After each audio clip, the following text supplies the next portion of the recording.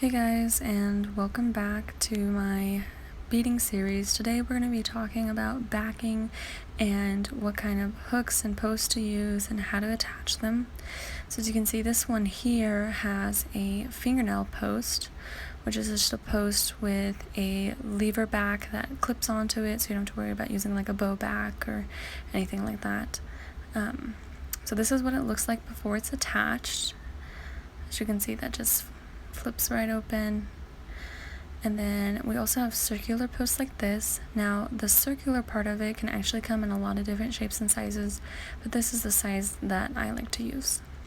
And then the third option is an earring hook or earring wire, and you're going to use a jump ring to attach it from the earring to the hook. Okay, so first what we're going to do is cut the felt off of our earring. You want to cut as close to the last row of beads or banding as you can without cutting any of your tacking threads. And then I just use scissors to cut these out, but sometimes if I have an earring that has an interesting shape, like if I have two centers stacked on top of each other, so it makes kind of like a figure 8 symbol or something like that, I like to use an X-Acto knife to get the corners, but for something like this you can just cut all the way around it with a pair of scissors. So now that I have it cut out like so, I'm going to go ahead and get my backing, and you can use anything for backing. Right now I'm waiting on my glitter and my vinyl to come in, so I'm just using faux leather at the moment. So all you're going to do is trace around the earring,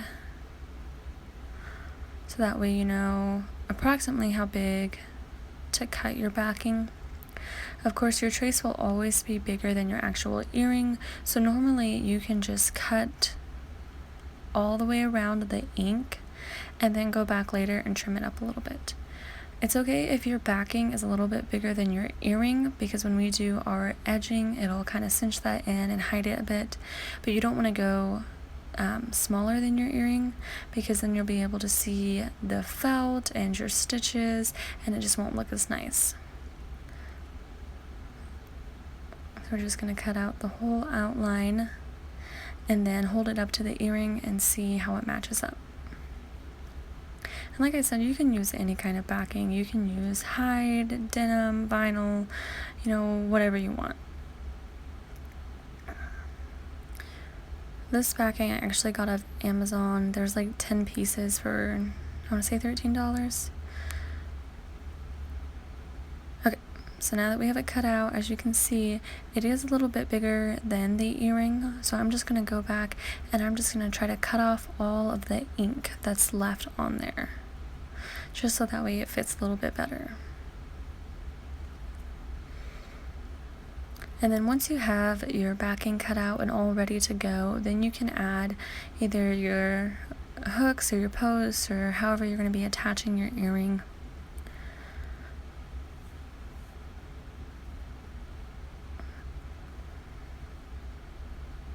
Perfect. Okay, so for this one, I'm going to be attaching a fingernail post. So I'm going to match this up, make sure it's good, and then I'm going to flip it over and decide where I want to add my fingernail post.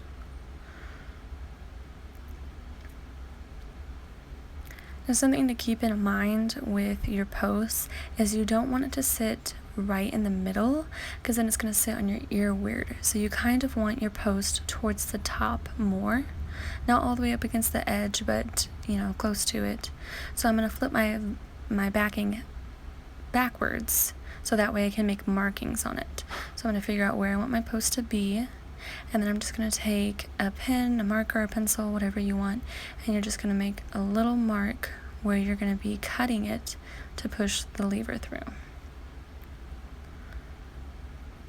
So you fold it in half just like so, and then you're just going to cut along that marking with your scissors.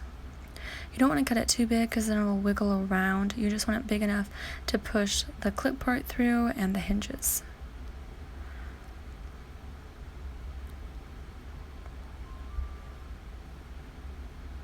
So just push it through, and then get your hinges through as well. Sometimes it's a little too tight, you're going to have to go back and make a little bitty snip to get the hinges through. Okay, so now that it's on here, I'm going to push the post through the backing, and you want to make sure that you're holding your backing really tight when you push the post through. If it's too loose, it's going to kind of crinkle and like kind of a weird wrinkle. So just make sure you're pulling it tight when you push the post through. And then I just want to make sure that it's sitting nicely and where I want it, and it's not crooked. Okay, so this next step is optional, but you can add some glue. I like to use E6000, but you can add some glue in between your post and your backing just to help stabilize it a little bit. Like I said, it's optional, you don't have to do it. I don't normally do it, but I figured for this video I would. Okay, so now we're going to glue all the way around the earring. You don't want to get too close to the edges, because when we do our edging with beads or rhinestone or whatever you want, it's going to be kind of tough to push your needle through glue. So you don't want to be too close to the edges, so you don't have to worry about that when you're edging.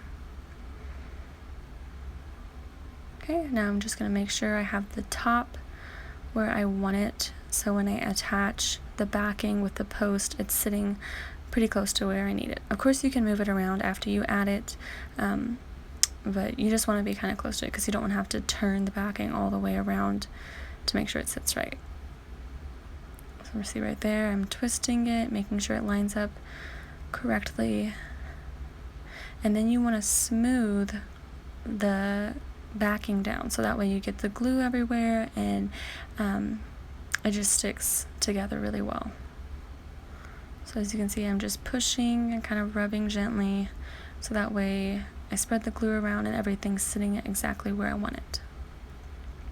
And then you want that to dry for at least 3 to 4 hours before you start beading.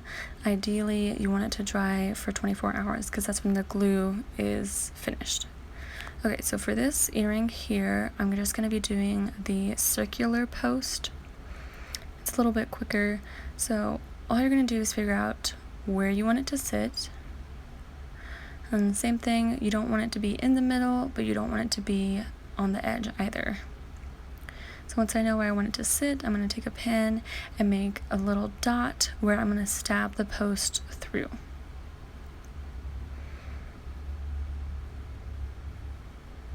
And then same thing here, you can add glue in between the backing and the post if you want to. Like I said, it's optional, especially for earrings like this. They're so small, they really don't need it. But if you had a bigger earring or you were using some heavy materials, you know, it might be something that you would want to do. So just do a little drop there, and then push it down, spread the glue around. And then you're just going to pick your earring up, same thing, make sure it's facing upright, and then take your glue, and you're just going to go around the edges and then a little in the middle. And then you can just attach your backing like so. And it's the same process, push, pat, rub it around, make sure your post is dead center. What I like to do is I like to glue my backing down in the evening, and then I let the glue dry overnight, and then the next morning I can do my edging. Okay, so that guy's all done, and the last one that we're going to do is attaching the jump ring. So see, there's the jump ring and the hook. So you're going to glue your backing down first, and then you're going to insert the jump ring between the felt and the backing.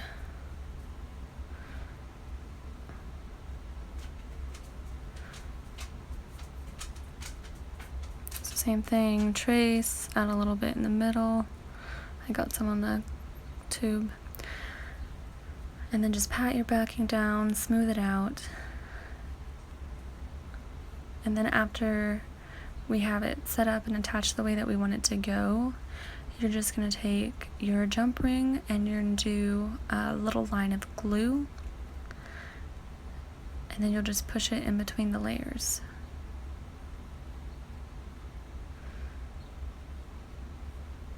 I was trying to get a different grip on it without getting glue on my fingernails, and it didn't want to work very well. This is why you want to keep a napkin by you so you can wipe your fingers off. So see there, I just put it in between them, push it where you want it. You don't need it too high up, it's really just to connect the hook. And so then it's going to glue like that, and then after it's dry, you can just attach the hook. So that's what they look like. And it doesn't really matter which kind you use, it's up to you. Thanks for watching.